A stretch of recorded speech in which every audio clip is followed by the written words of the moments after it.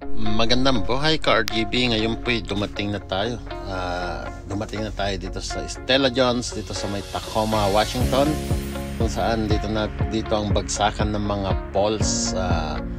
Itong biyaheng ito ay ipinasuyo lang sa atin, although hindi naman ito talaga yung biyahe natin, pero maganda po ang kitaan sa ganitong biyahe, kaso nga lang matrabaho. So para sa ngayon, hindi pa siguro natin type yung mga ganitong uri ng trabaho, pero paminsan-minsan syempre pag nakisuyo sila sa atin, kailangan nating sumunod.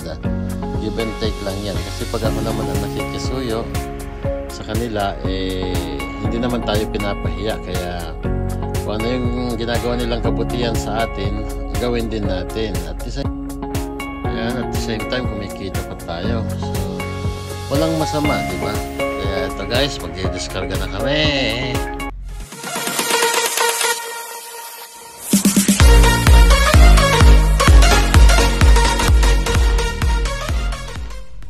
Ayan guys, welcome to RGB10 Vlog. RGB10 Vlog dito sa ating YouTube channel. Kasama pa natin si Melvin, Ayan, shout out kay Melvin Molina. At sana ay siya, maganda na yung kanyang trabaho. At ayan, pinag-pray natin ang kanyang kaligtasan, kasi kailangan niya magtrabaho dyan sa local. Hindi siya po pwede dito sa pang long haul pa. At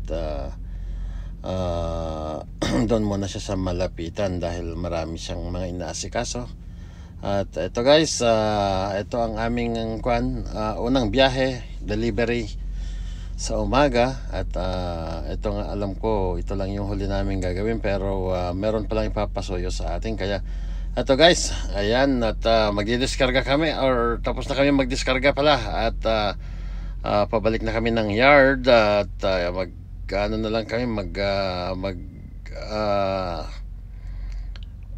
check na lang kami ng aming mga karga.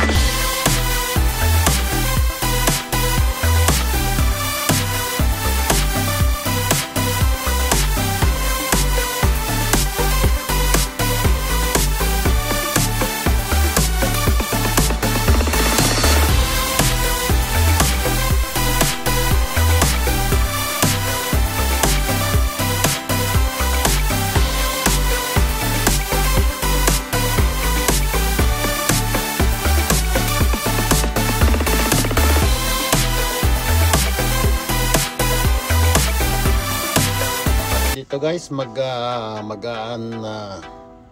strap tayo. At kailangan natin mag PPE, personal protective equipment, at ayun po ang kanilang policy dito sa loob ng premises nila. Otherwise palalabasin po tayo, at alam din naman natin yan, kailangan safety first. So ito nga pala yung karga naming poste. Hindi po pare-parehas ang laki niya na, may mahaba, may maiksi. Bali 4 na klase yan. Kaya lang isa lang yung parkingan. Diyan na lang nila i-discarga lahat yan, at bahala na sila. May mga portion silang pagdadalan yan kung saan yung haba. At ito guys, ilalagay muna natin yung ating camera dyan sa baba, para sa ganun ay hindi tayo maabala. Meron po akong strap niyan, kaso nga lang ay tinatamad akong baklasin na, kaya ganyan na lang. At ito guys, tayo nyo hanggang ma-strap.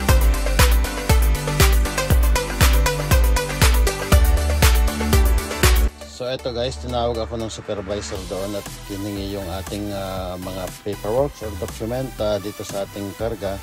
At bago sila mag-umpisang mag-discarga, titignan niya, checkin niya lahat. So andito, kasama natin si Melvin na nagbabaklas. At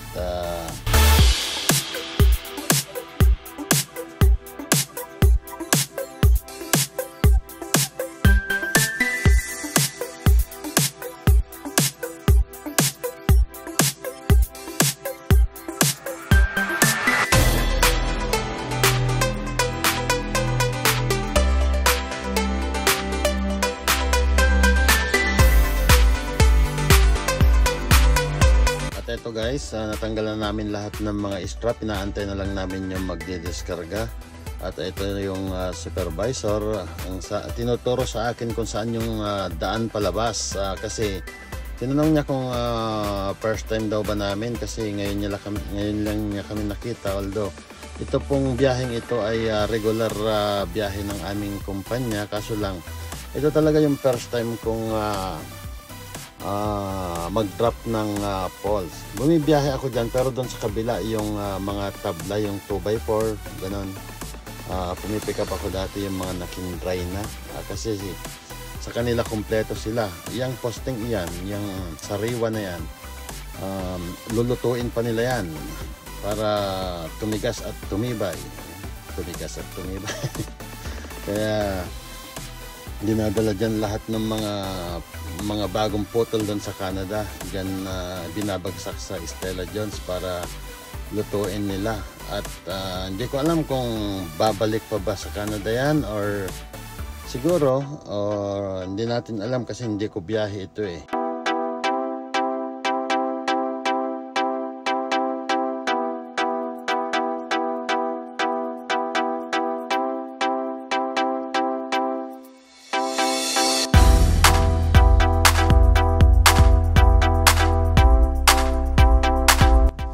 Ito na guys yung magdidiskarga. Ito na yung dambuhalang magdidiskarga. At kami ni Melvin ay nag-aayos pa, kasi pinaghihila lang namin yung mga strap doon. Tawag kasi ng tawag itong supervisor nila eh, kaya nangi-istorbo ng eh. Kaya ito na guys, at yung mga strap namin dito sa kabila nakalaylay pa yan, kasi hinila nga lang namin. Ngayon andyan na, sabi nung parang Pilipino pa nga ata tong operator na to eh. Pilipino to eh. Tinitignan niya kami. Hindi lang siya makapagsalita dahil nakaka-istorbo sa kanyang trabaho, at saka napakataas niya. Ngayon hila-hila namin yung mga strap namin para diyan namin gawin sa dito na namin gawin. Dito na namin i-roll, kasi umpisahan niya na. Hindi pare-parehas ang haba niya, kaya medyo hindi magsabay-sabay, hindi niya dadamputin ng maramihan, kasi yung haba hindi pare-parehas. May mga number yan eh, may mga nakalagay na tag dyan sa may mga nakalagay na plastic tag dyan sa poste na yan, kaya alam niya kung saan niya dadalhin. alam niya kung alin yung sama-sama. Kaya ito guys, panoorin natin habang nagdidiskarga.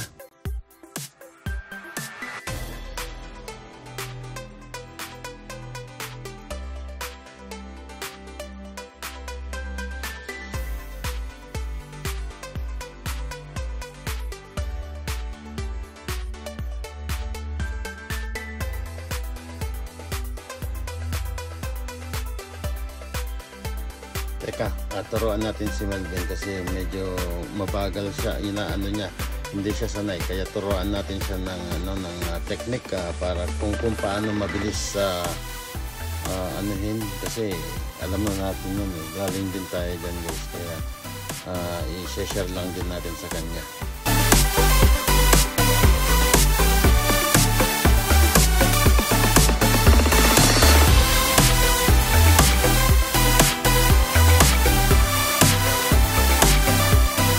Parang dumadampot lang ng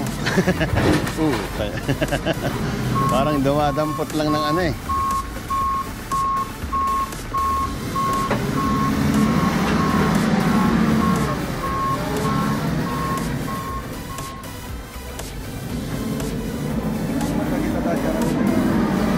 Mati, poste lagi nga.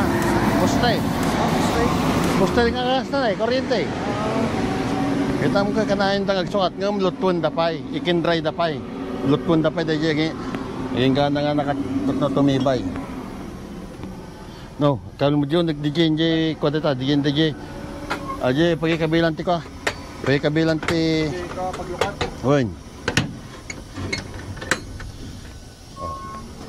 Kita mo na nakangatod di axle mo, ta bawal yan pagka ano.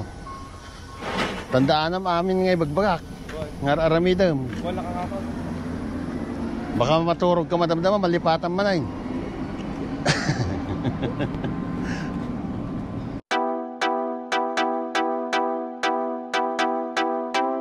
Ako madiging termino ya. Kita madiging.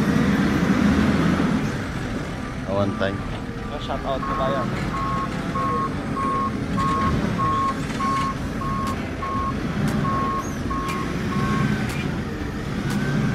Boo. Ano lagi tayo kayo man?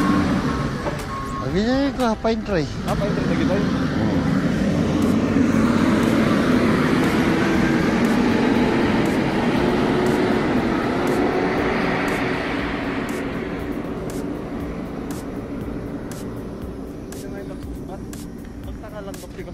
Ano eh, naluto detan na eh. Ikargada tuya yun. Train. I-ship na detan. Mapanggay ko conforme. Kaya ang landok na itikabil lang eh.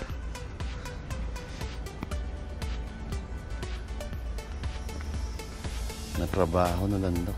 Agadayo pa na yung kabilan nun eh. Diyan. Kanya-kanyang size.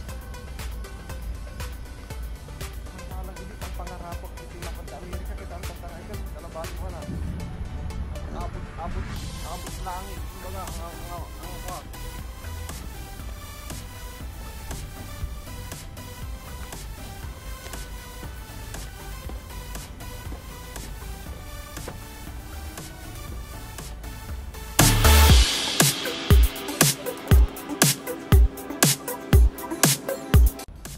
Yan. Ganyan po ang aktual na pag-unload sa mga poste.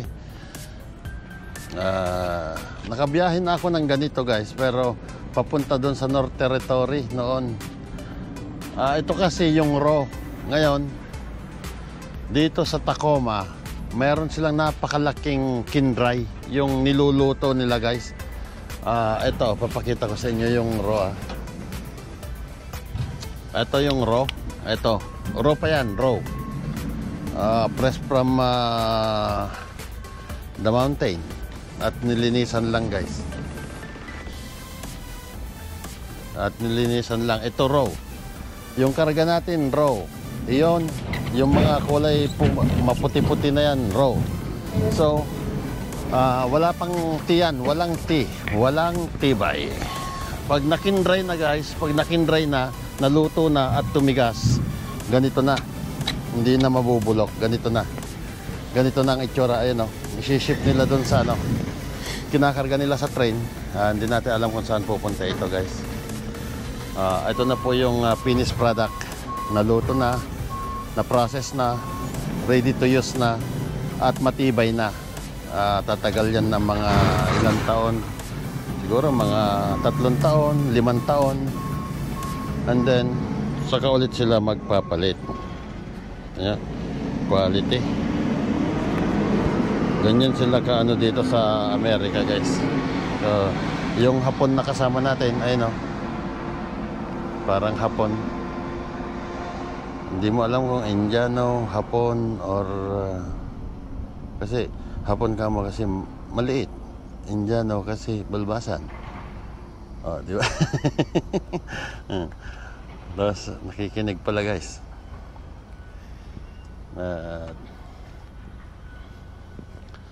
Si Pedring po ay hindi po pwede. Kaya ito ang ginamit ko. Hindi siya po pwede sa ganyan mabigatan. Kasi pang highway yon si Pedring. Pang takbong gwapo lang yon. Hindi siya po pwede sa mga pambarako kasi mabigat ito. Meron nyo 4 axle.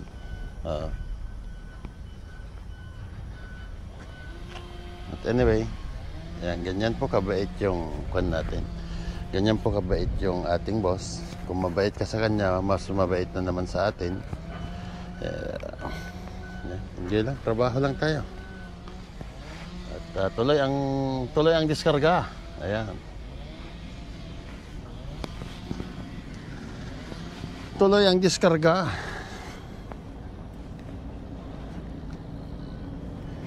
Pati makauwi na.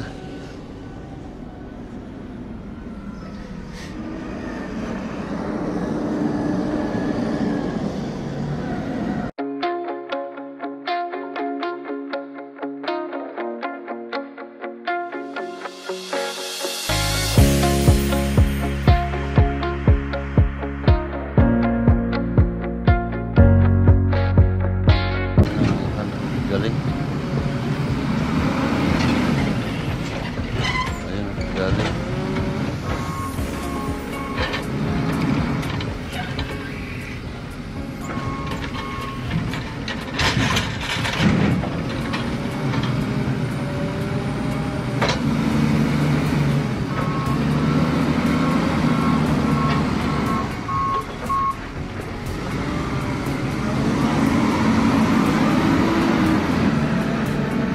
May mga haba kasi kaya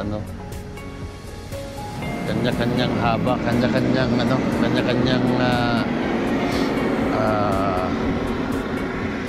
destination, yung parang umpok-umpok ba? Ito yung umpukan ng ganito kahaba, ganito kahaba. So, yan guys. Dito tayo sa Tacoma. Ang daming poste. Kita niyo, ang daming poste. Ayan. Dami.